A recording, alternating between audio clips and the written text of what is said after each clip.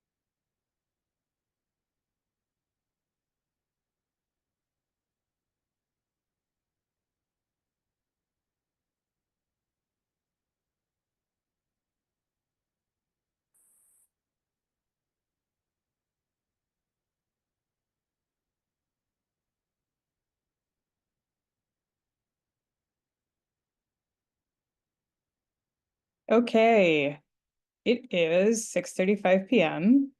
You can see my face. Thanks to those of you who have joined me. My name is Alex Baca. I'm the DC Policy Director at Greater Washington. We are a DC-based but regional organization. I'm the DC Policy Director, so I will be talking specifically about DC tonight. This is a training on the DC Council's performance oversight process. As you can see, it's what you signed up for. I'm not going to go into slideshow mode because I'm going to be toggling between a couple of tags, so bear with me. Again, hello. Thank you so much for being here. I appreciate you. Hope you're all enjoying your snowy evenings. You may know us, or you may not, but we are a nonprofit organization. We have both 501c3 and 501c4 arms. We work on land use, housing, and transportation. Many of you are probably familiar with our blog, GGWash.org. We publish stories every day, largely from volunteer contributors, sometimes from staff. But you may be familiar with us for that reason, or you may be familiar with us from some of our policy work in DC. Our goals, they are to enable more housing, more affordable housing, fewer trips by car, reliable transportation, and the fair share of land use. But this event is not at all about getting you to say the same things as us. It's about how to testify during a DC Council performance oversight hearing. So while many of you may hold some different views than we do, that is totally fine. We're not here to tell you to join our campaign for anything. We've held this oversight training several years in a row. People really seem to like it. I appreciate the kind words on it. I hope it lives up to prior years, but we're not asking you to ask for what we ask for. We do that at some events. This is not one of them. So welcome again. Okay, this evening's order of operations. I'm going to give a presentation. It's going to be kind of talking heavy and kind of text heavy because this slide deck tends to get shared throughout the year. And it's important for sort of accessibility reasons to have the text on it. I will try not to read totally from the slides, but we'll go over some stuff. Hopefully it won't take me too long. If you have a question, drop it in the chat. If you want to discuss something, we'll get to that point once I get through the presentations. I'm realizing these times don't make any sense anymore because I updated the slide deck from last year. All of that is to say, I'll be talking, we'll move away from me talking.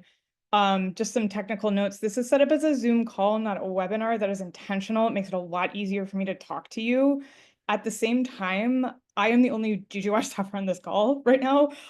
So be mindful of me doing tech support while also giving the presentation. And if it takes me a little bit to get to you, or if I don't see something, please be gracious with me. Thank you. So here's our agenda. We're going to go over some basics. We're going to talk about what to expect when you're testifying. We're going to talk about writing testimony, and we're going to talk about how to sign up. And we're going to do how to sign up last because it takes a little bit of time and people often have questions about it. And I want to make sure I can address them specifically. So, hopefully I can give you a little bit of ASMR voice for some of the content for this, and then we'll go through the how to actually do this. I know many of you on this call are like oversight pros. You've done a lot of this stuff before. So if you are seeing some like discussion in the chat and you feel like you can jump in and help people out and respond to them, I would really value that. And I thank all of you who are here, regardless of the level of expertise. So some basics. What's performance oversight? The DC Council, that's the body of government that we're talking about here, does this every year at the beginning of the year. It is a process in which the council, which is divided up into committees, each committee is chaired by a council member, asks the agencies, which are on the executive branch side, questions about what they're doing, whether that's about the performance, about employees, about services, about spending, how they're keeping track of all of that. Typically, agencies will provide some answers in response to some of these questions. We'll talk about that a little bit later.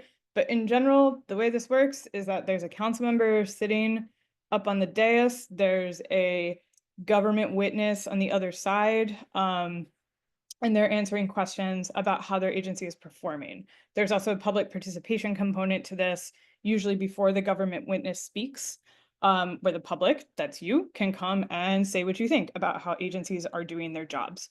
This comes in advance of the budget oversight season, and it's sort of intended to determine if the agencies are doing a good job and if the work that they're doing should continue to be funded. So my interpretation of this is that the council's #1 job is passing the DC budget, right? So the budget is handed down from the mayor late March, early April. Money solves most things, but it doesn't solve everything. And performance oversight precedes the budget because that's how you get into the guts of agencies and figure out what they're doing or what they're not doing and why. So how does performance oversight work? Council committees, which are, again, the council is split into committees. They have usually 5 council members on them with a chair. For example, Councilmember Charles Allen chairs the Transportation and the Environment Committee, and that committee also has members. The oversight of the agencies in that committee, again, with Transportation and the Environment, examples include District Department of Transportation, Department of Energy and the Environment. Those are components of the committees. That's what that council member has oversight over. Staffers who are employed by council members work on those committees. There are a lot of agencies and a lot of offenses. For example, if you go to, not that, the council period, this is the council period that we're in. If you look at any of these committees, and these are the committees that exist, if you click on one of them, a little bit about the committee, but there's a lot of agencies under this committee, right? This is Committee on Business and Economic Development. This is just one committee. That's a lot of agencies. If we take a look at housing, that's a lot of agencies. This is a lot of work. So, given that, let me go back into slideshow. Um, there's a lot of material to cover. There's a lot of agencies and a lot of offices. Um, so, you can take a look at any of those committees on your own time and see what agencies are under them. Again, oversight hearings are about January through March. Budget hearings begin after the mayor's budget is released. This year, that is supposedly on April 2nd. Sometimes that may move or not. We don't have to worry about budget right now. I do hold a separate budget training. We'll follow up with times on that. Won't be for a couple of months. Right now, we're just talking about oversight. That got started around the end of January. So some hearings have already occurred. DDOT's public witness hearing, for example, has already occurred. I know that's of interest to some of you, but the Department of Housing and Community Development, that's not until, I believe, early March. So pre-hearing questions. There are these things called pre-hearing questions, and that's before the hearing even starts. So these are questions that staffers typically write and the committees will send to agencies, and that kind of covers the basics for them. So hearings can be a little bit more detailed or complex or dynamic. Pre-hearing questions are typically about, how many, stuff like how many staffers are there? How many contractors are there? How many cell phones are there? How many sort of resources are there? Some boilerplate questions about ongoing projects, how things are working. The idea being to extend upon that in the hearing itself. So when agencies respond to those questions, the committees will post them and they will show that to you on, let me bring this to you. So this is a hearing page. Again, we'll talk a little bit more about the how to sign up, what some of these resources are. But this is the hearing page for an oversight hearing that happened today, which is the government witness for the District Department of Transportation. That's the DDOT director, Sharon Kirschbaum. So she spoke today. If you go down here, you can see that there's performance oversight pre-hearing responses. They're linked on this page. When you open them and they're in a PDF, this is kind of what the pre-hearing questions looks like.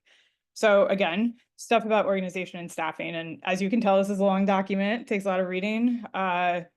We give a lot of respect to our council staffers who handle this. This is a list of contractors. You can take a look at that.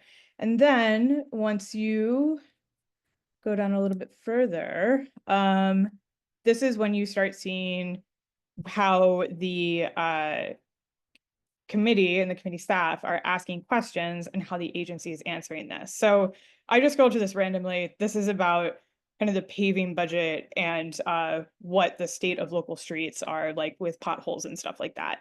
I don't have a lot to say about this specifically, but this is an example of the kind of question that a committee will ask an agency in advance. So then they know that they either don't have to address it in the hearing or they need to go into further detail. You can spend a lot of time reading these pre-hearing responses. You don't have to. It's part of my job. And this is mostly just to let you know that they're there. If you have the opportunity to look at them, if you work for an advocacy organization or you're an ANC, this is something you should probably do. If you're just a member of the public, if you don't have time, I don't blame you for not taking a look at this. So oversight is a process. There's a lot of ways for a public witness, and that is anyone on this call, to participate in the oversight process. I just showed you those pre-hearing questions. You can send committee staffers your own questions. Maybe they'll make it into the pre-hearing questions. It's not a bad thing to try. At the very least, it kind of gets the juices flowing about what you might want to put in your own testimony. You could read those pre-hearing questions and contact the committee staff to say, this is weird, or it doesn't track with my experience. You should ask another question about this. Here's something that I suggest you say. Today, we're going to talk about actually testifying. That's why that's highlighted. You can also reach out to agencies directly. I find this works a little bit better for constituent service type requests, like, why didn't a stop sign get installed at this intersection? You may not get the answer that you like, but it will be an answer directly from the agency, and that might be a little bit more specific than a committee is willing to go. You can also submit written testimony after hearing before the record closes. This is something that, quite frankly, I do even as a professional advocate, because sometimes we can't be at every hearing all of the time, and we have to submit things as written testimony. So I can talk a little bit more about pre-hearing questions as a general matter, and how to sort of work with committees in advance, but I want to focus today on actually testifying. So what to expect when you do this? And just a reminder that we'll talk about actually signing up to do this at the very end. Your role in performance oversight is as a public witness. You are a person who lives or works in Washington, D.C. You intersect with a D.C. agency, and you are showing up to give testimony about how that has worked for you, what your experience is, and what you think. No one can do everything, and no one is infallible, including council members and their staff. So there's a role for you in being another pair of eyes on an agency's work. You can give examples of why something is or isn't working, or you can provide a different viewpoint than a committee itself might hold. I strongly recommend do not testify at every hearing or on everything. Pick your battles, stay specific. We'll talk a little bit more about crafting testimony later. But ultimately, you're working within the system. This is a training about how to be most effective within that system, right? As a public witness, you are showing up to a hearing held by the DC Council about a DC agency. There's really not much more about that that's outside of the system. So here are some details. We talked about all those agencies and all those offices. That's a lot of hearings. When you watch these hearings, the council member that is there is the one chairing the hearing. They're the chair of the committee. Other council members are not likely to show up. That is not a slight. That is not a weird thing at all. Again, there's a lot of those. Sometimes other council members will drop in, largely to give some of their, like they may have specific questions to either their ward or something a constituent has raised with them, or they're just personally interested in something. But it's not a weird thing if you just see one council member. Agencies and offices have directors. Those are typically the government witnesses. I mentioned this at the top. A typical format of a hearing is that public witnesses will go first. They will say what they have to say. The council member will get through the witness list, and then they will question the government witness. And again, that's typically the director of the agency. Sometimes the committee will split up the government witnesses and the public witnesses. Again, Transportation and the Environment Committee, which has oversight of DDOT, held its hearing for public witnesses last week, and it held its government witness hearing today. So again, not super unusual. Some committees just find that more efficient. They have time to process what the public is telling them before they question the government witnesses. Some council members prefer to mush them all together. I don't really have a preference here, but that's something to watch out for. After you sign up, you'll be added to a witness list. You will get the witness list about 24 hours before the hearing. That'll give you an estimation of when you might go. But yes, this does involve kind of camping out on a Zoom screen.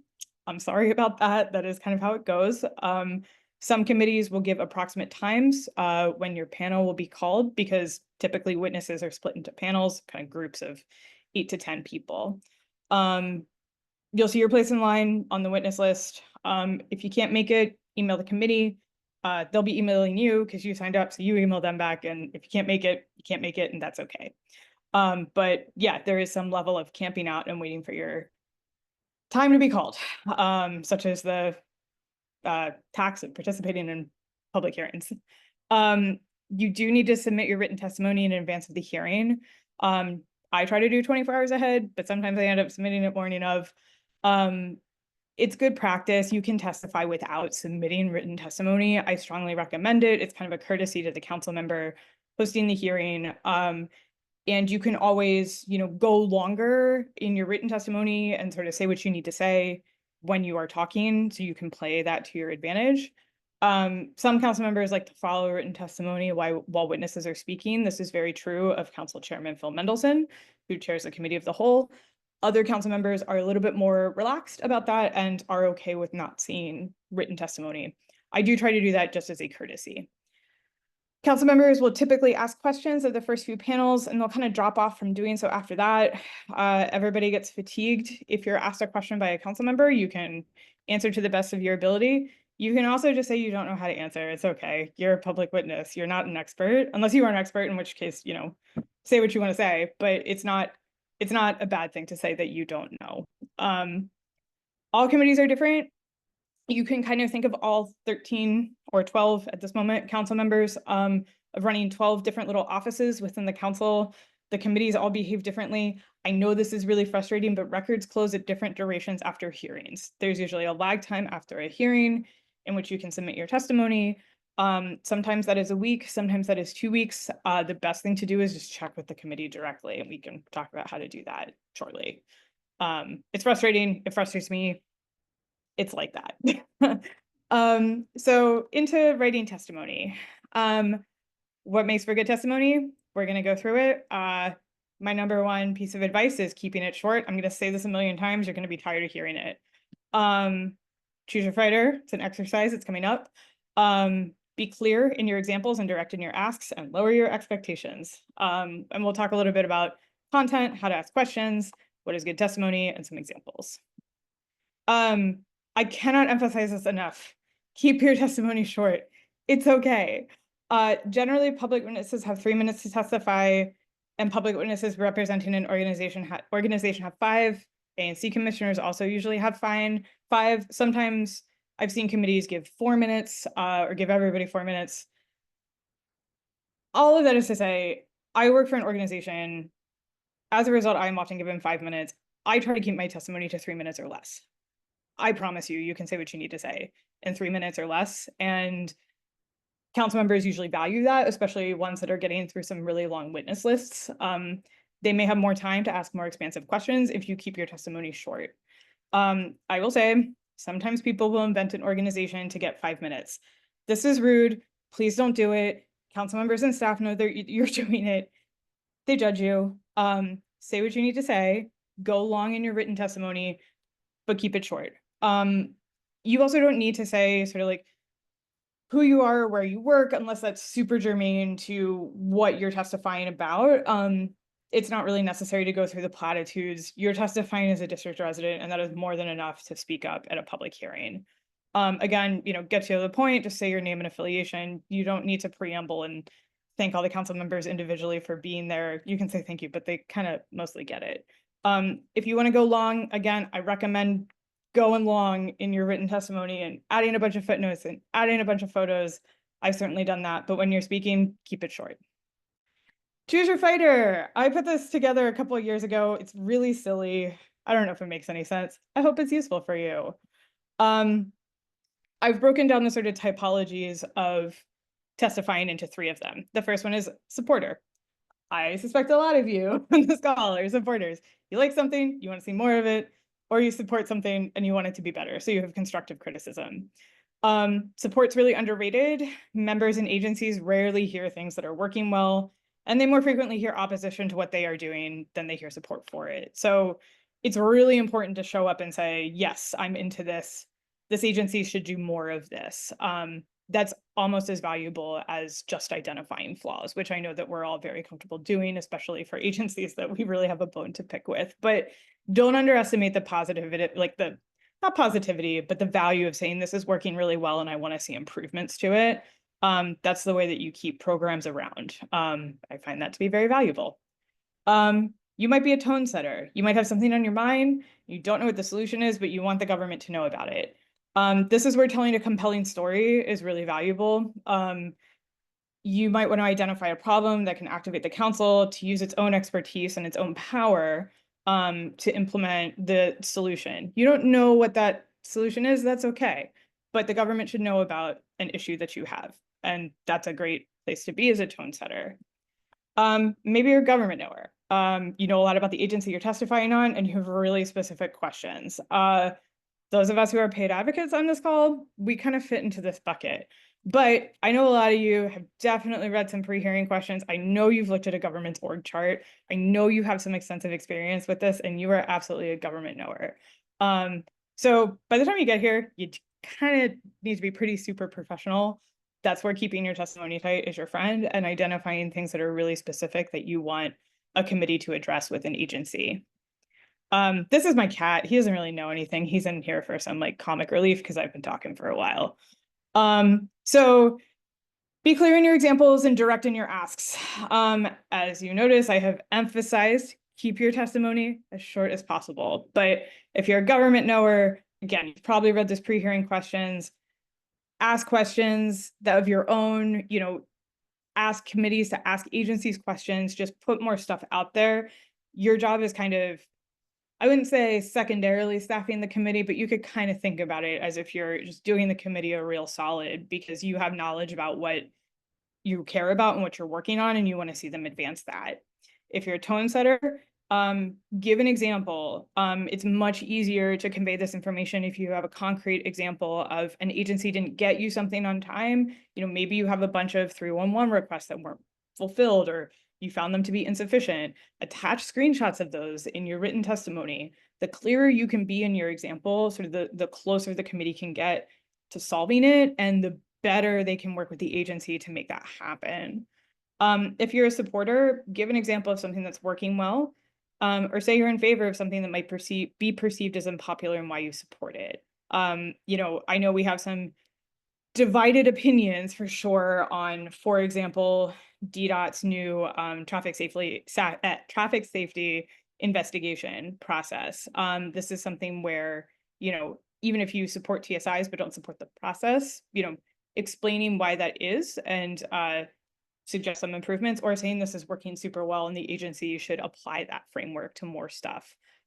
Those are some examples of how to do that. But again, be clear and direct. I cannot emphasize the value of having a direct example of something. If you don't include that, it is likely that the council member chairing the committee may ask you for an example. So definitely have one in mind. I hate the title of this slide, but it's also totally true, and it has relieved a lot of my personal stress. Lower your expectations on what oversight is going to do. Agencies are really big, they're really complicated. You are a public witness, and you are several layers removed from direct action. Again, you're working within a system. Everything takes a while. Really good oversight will often take several years, especially if it is changing the function of a division at an agency, or the way a program works, or fixing flaws in a program that have been going on for a while. A director is probably not going to hear what you have to say and be like, we're totally going to do that.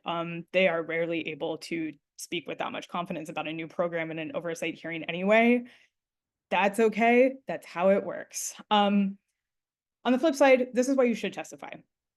If you want to see a change, you need a really steady drumbeat over the years, and it's going to feel like forever, because it is forever. No one can do this forever. So we all kind of have to share that labor. I would say a good example of this is the traffic safety bills that passed in the council in recent years, and sort of giving substantial oversight to DPW, DMV, and DDOT about enforcement. And while we are not seeing the fruits of all of that yet, the fact that that exists is a testimony to your own testimony.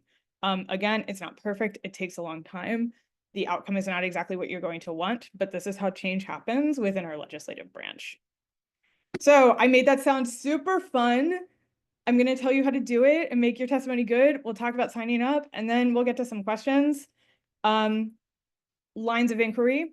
You can kind of go into the past, you can be in the present, or kind of in the future, right? If you're taking a retrospective line of inquiry, that's kind of talking about whether or not something that you asked for, did it happen? Or did something get messed up? How are you fixing it? This is good for any type of testimony person. If you remember my personas from a few slides back, anybody can look at something that was performed historically or not and say, this did or did not happen. What's going to happen next, right? If you've listened to Greater Washington's testimony, you know that we've been asking for a long time for a report on road pricing or congestion pricing to come out. That hasn't happened. Our DDOT testimony often includes, hey, this hasn't happened. How are we going to move forward with this? And we don't have a lot of great answers yet, but that's okay. It's important to include that since that's a focus for us, right? There's the of the moment line of inquiry, which is you read the pre-hearing questions and you were like, that's weird, that's inconsistent. Or you've listened to a couple of hearings and noticed that the committee either isn't talking about something or doesn't appear to know about something. That is where I have found, trying to think of a good example, but back to the traffic safety stuff, right? A lot of the council members were super familiar with like the fake tags or whatever, but being more explicit about what those fake tags looked like and where they were showing up and what was happening when someone was filing a 301 request about that. I know a couple of people on this call definitely have included that in testimony over the years. That was a good example of like, hey, I'm helping the committee out and just presenting some information that may not be within their purview. Perspective, again, oversight kind of links to the budget. It is not budget, but it is in advance of budget. This is where you want to lay the ground for something you want funded or defunded. That's where you want to talk about why something is a good idea, why you want to move forward with something, and how that might work in the budget. This is good for sort of, again, supporters and government knowers, probably those of you who are an ANC commissioner or work for an organization. This is probably where you spend a good amount of your time, in addition to retrospective. None of these things says, how dare you? Because don't be salad cat. Don't be this meme. Even if you really hate an agency and think they're doing a terrible job, and I get really mad at certain agencies all of the time for just not doing what I think that they should do. But if you are just showing up to say, you're doing a terrible job, how dare you do this? Council members usually can't work with that.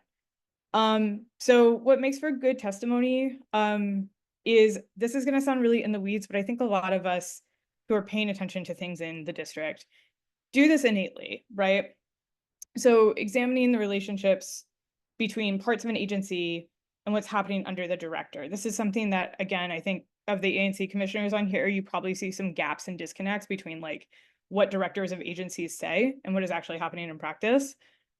This is where you can really shine in terms of saying, this is what we heard, this is what we see, these things are not matching up, and kind of creating more of an organizational review rather than pointing to a single person or action.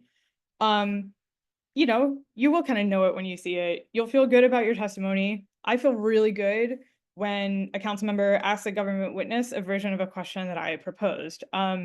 You know, I think those of you who have been pushing for a bike lane on Q&R Street should feel pretty good about that making it into Councilmember Allen's questions today of Director Kirschbaum.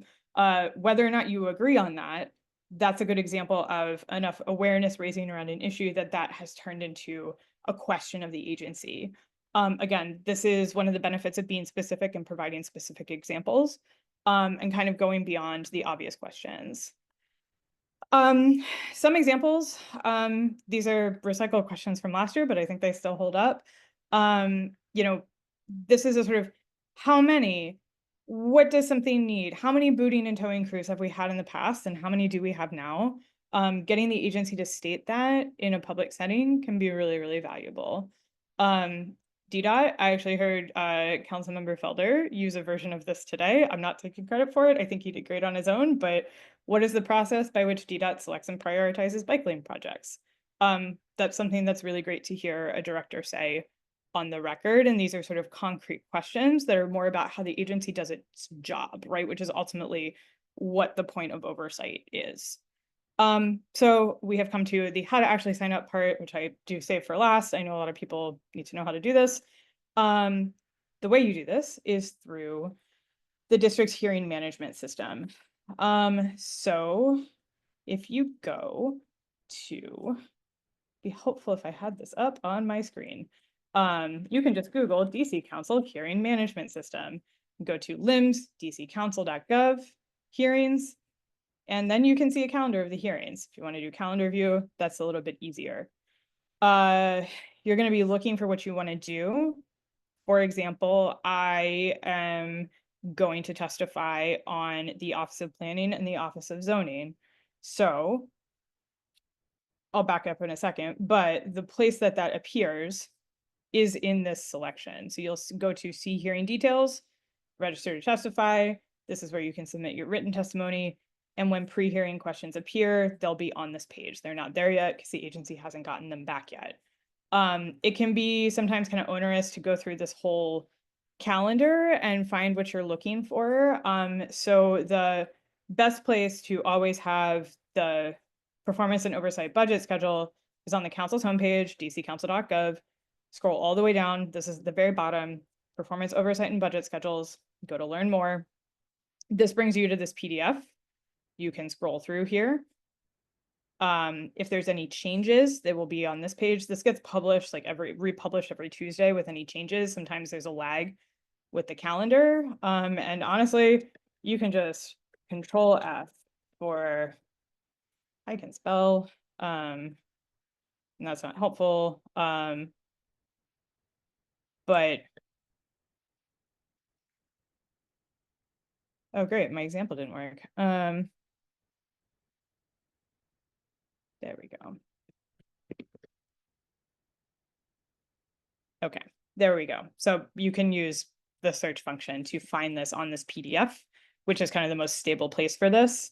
And then again, go to that hearing management page to sign up, which is, every time I do this, I try to set up my tabs in a way that's effective and doesn't make this more confusing. And I think I have failed on that today. I apologize. So if you go back to limbs.dccouncil.gov/hearings, again, find your hearing page, click, go to that page, and then register to testify. And then you can go ahead and sign up. Fairly straightforward. I will send a follow-up email with links on all of this at the end. I'm sure most of you know what those things are, where those things are already. So these are kind of just slides that basically show what I showed you. Again, that PDF is your friend. Pay attention to that. Use the hearing management system. There's some things that I didn't include in here. Again, I am not the council, so please refer to the hearing schedule. If you need to reach out to the committee, there's usually a contact information, or you can always go to the council's page. You can go to the council. You can go to council members. You can find a council member. If you want to email council member McDuffie, you can check his staff, check out his committee staff, and send them an email with any questions that have to do with the hearing. They're the experts, not me. So thank you so much for being here. My name is Alex. I'm GGWash's policy director, DC policy director. We will get to some questions now. Just give me a moment to drink some water and stop sharing.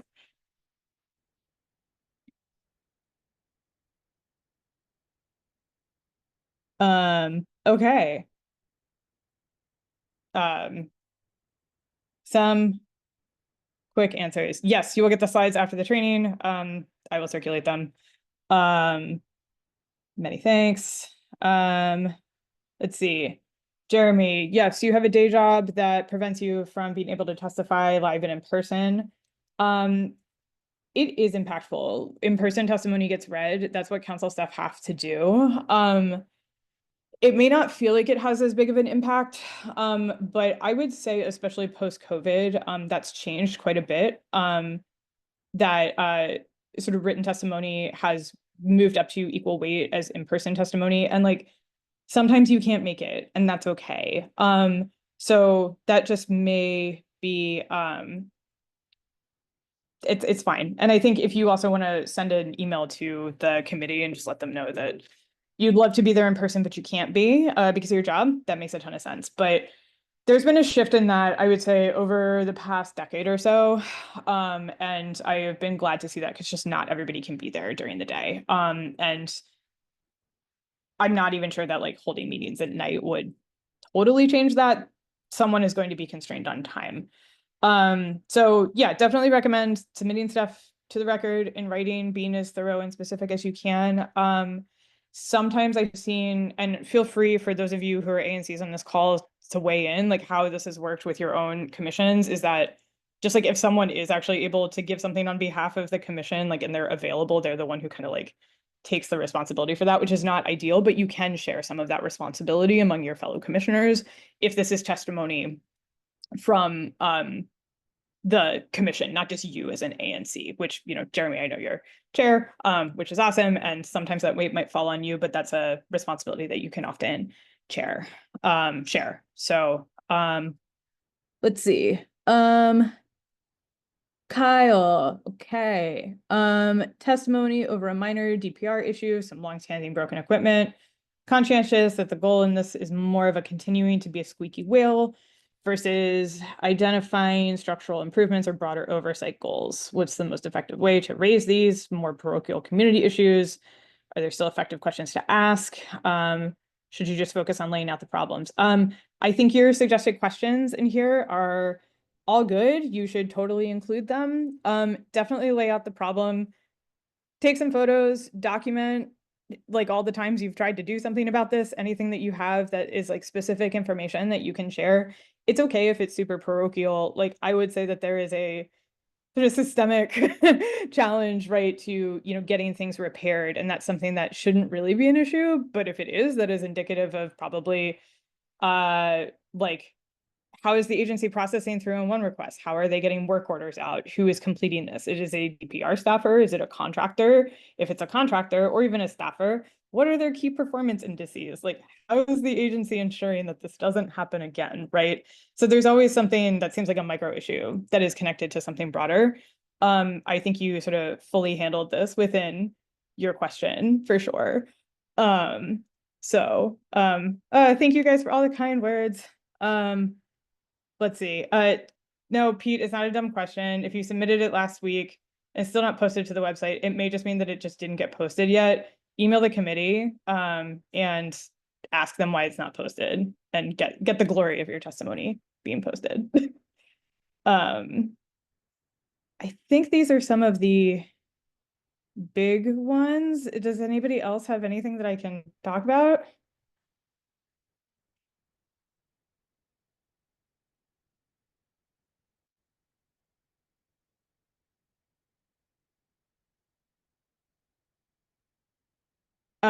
What's changing with TSIs? Nothing is changing with TSIs. TSIs changed like 2 years ago. We have a post about it. Basically it shifted from a like sort of order of first priority, a little bit of the squeaky wheel gets the grease to like DDOT taking everything and put it in a funnel and running it through their own matrix of priority and outputting it and completing TSIs. I personally think it's fine. I know some of you don't share that opinion. That's okay. There was a good amount of back and forth in the DDOT public witness hearing yesterday, or today, if you want to go back and take a look at it. Which agency is responsible for towing dangerous drivers?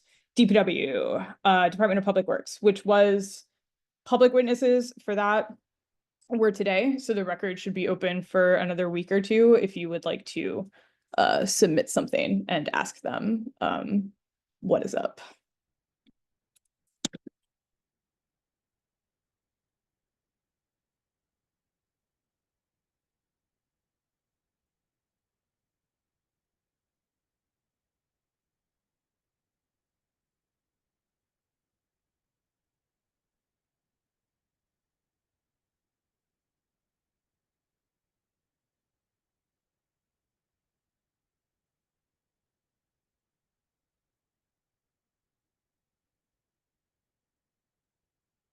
Anybody else? Are you all like total testimony pros and are just going to go off and submit things?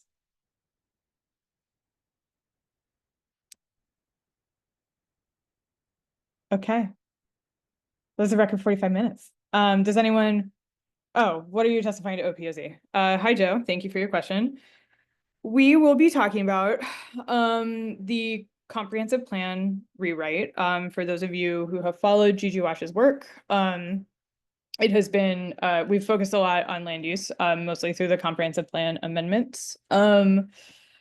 The comp plan was amended in 2021, but we are still working from a base text of the 2006 comp plan. Comprehensive plans are foundational land use documents. They are periodically rewritten. Office of Planning is undertaking a full rewrite this year, or should be starting that this year. So we have some asks about that. This is actually a good reminder. I'm going to do another Zoom session, not quite a training, a little bit more of an open house office hours kind of at the end of the month on February 26th to talk about the comp plan and how it works in depth since we've spent a lot of time on it. So if you're interested, I will make sure to follow up at the link to that. But we'll be articulating our priorities for that. since that's OP's job. We'll be talking a little bit about some of our suggestions for public outreach and how they may be able to, or the agency might be able to broaden the outreach that they're doing. Some ideas that I'm excited to propose. Office of Zoning, we just have some process points about how the Zoning Commission is functioning at this point and sort of some of the inconsistent standards that they're applying across cases and what they're requiring of applicants. This is again kind of in the weeds, but I watch the Zoning Commission hearings every Monday and Thursday, and we just noticed some inconsistencies in how they require applicants to show up. So some kind of processy points, but things that GGWash has been paying attention to for some time. So agencies that are near and dear to my heart that I do think for the most part do good work, but could use some refinement.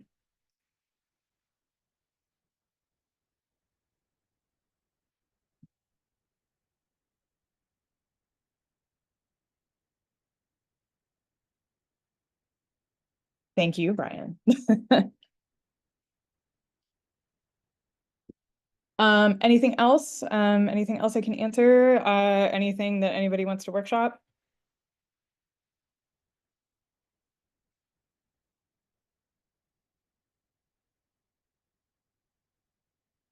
May I speak? Of course. Okay, so I am a DC resident, but I'm actually going to be representing my organization. And I am not complaining.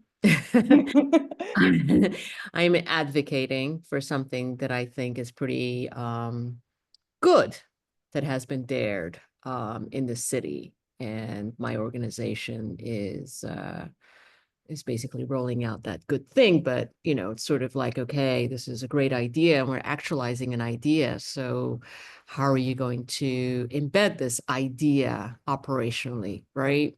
So I will be writing in because one testimony has already taken place and the general counsel said, sorry, we missed getting you there. So write in, but I will also be doing an in-person different perspective related to the same initiative. And so what I appreciated was your advice that the written testimony can be longer. Now, when you say longer, even though I'm sending in a testimony for one agency, I wanted to touch points regarding other agencies. Is that appreciated? Yeah, absolutely. A lot of times, I've seen council members ask like the government witnesses more so than the public witnesses. So like the agency heads, like, have they worked with X agency or Y agency on something? So definitely suggesting like how other agencies can intersect with the thing that you're proposing would be really valuable, I think, because that would give the sort of the council member with oversight some material to work with in terms of asking government witnesses if they are indeed working with other agencies, or if not, why not? Or if not, what do they need to start doing that? So definitely recommend that. I did that a good amount in prior years and sort of talking about DDOT and the Department of Public Works working together, again, on sort of traffic enforcement and towing vehicles and stuff. They both have a role in that, even if you're only testifying to one committee. So definitely recommend that. And I've submitted, honestly, I have gone a little crazy sometimes in my written testimony and submitted like 10 pages of stuff with footnotes and images and whatnot. So the sky's the limit for the written record. Okay, okay. Well, I wasn't going to make a dissertation out of it, but Depending on how far you want to go, it is, submitted to public record. Don't make a dissertation out of it. You don't need to spend that much time on it, but don't feel like you need to curtail yourself in written testimony. It's the verbal testimony that I mostly just caution people to keep it circumspect. So this is preempting the next go around, which is the budget hearing. Mhm. How successful could one be in actually accomplishing a budget line item during the budget rounds based, on a fairly concrete case of a situation Mhm. of an initiative? Have you seen that ever happen? So we're a little bit behind the eighth ball. We recognize that as an organization, but we think that we have something fairly solid to propose to the city in terms of, why there should be a budget line item. And so during the budget hearings, I plan to definitely testify in person. I will have the schedule ahead of time. Do you have experience with that? A little bit, yeah. So when I have been And sorry, let me just also say this. How much work should I do with the agencies in terms of prepping them for what I'm going to say during the budget hearing? all really good questions. That's where, to your second one about prepping the agency is like, that's where your oversight testimony is a good start, right? Since it gets submitted to the record, and that turns into the committee report. So sort of zooming out a little bit, after a hearing, any hearing, oversight, hearing for a bill, whatever, committee staff will put together a committee report on that hearing that includes testimony, summarizes the testimony, that kind of stuff. So that's kind of how things get to the agency. If they read nothing else, someone at the agency is typically in charge of reading that committee report, right? So that's your kind of wedge in the door, foot in the door, right? To the extent that you are able to reach out and meet with an agency and ask them questions, absolutely, strongly recommend it. You're part of a group, you can phrase it on that, you're on behalf of an organization, it's bigger than you. Um, if you have the capacity to do that, would strongly recommend it. So it's on their radar, and also because you can learn some things about how they're thinking about your thing. Um, that can then kind of fold into your budget testimony in a positive way or a negative way, right? Like if you don't like what you're hearing with an agency, then maybe you kind of throw them under a bus a little bit. Okay. Um, or if you think that what they're saying sounds reasonable, you can incorporate that and say, like, that's a great idea. It seems like they could do that. We should move forward with it. Um, in the past, we have mostly asked for, in the sort of scope of this job, I have mostly not asked for big like capital funding, which is kind of like, that's like, capital is like installing a bus lane or building a building or something. I spend a little more time with operations dollars. So typically asking for like employees to work on a program, right? That Right. can be successful. Sometimes it's taken me a couple tries, like more than a year, but we have had some success in getting funding to get a person at an agency to do a thing that we want to see, or move resources around in an agency, to do what we want them to do. So that's, I think, a couple of ways to think about this, and kind of loops into your oversight testimony, right? Of like, are you asking for personnel to work on something, to administer a program, to oversee something within an agency, or are you asking for a building or that kind of thing? I'm asking for cold cash. No. Okay, yeah, yeah, yeah. Okay, No, I'm asking, no, not cold cash. I am asking for consideration in service delivery because of the role that we yeah. have. Okay, so that'll be operations funding, and that I would say is maybe a little bit easier than capital funding because it's not like a big. Right. It's not a library, it's not a school. Right. So Exactly. yeah, No, it's not infrastructural. It's not, it's like, listen, because of the role we serve in the community and this landmark project that we are doing, we are one of the better fitting organizations that can actually deliver services for your target group. So it's more along those lines. yeah. Well, I think you're pretty well positioned to give some suggestions, and take advantage of oversight, right? To say that like, hey, this is how we were looking at it in terms of agency performance, and that's why we're making this budget ask now. It's a good way to play both of those testimonies off of each other. And yeah, if you can talk to the agency, that's awesome. Like, go for it. Okay, well, thank you so very much for this because I had no idea what to do. So My pleasure. I I like think I guess the category, am I a supporter? What am I? I guess I'm a supporter. I Yeah. think you're a supporter. I think by the time you talk to an agency, you might be a government knower. Oh, no. Okay. Okay. Really? Is Yeah, that maybe. all right? Well, thank you. Thank you so much. Thank you for being here. Um, Anybody else?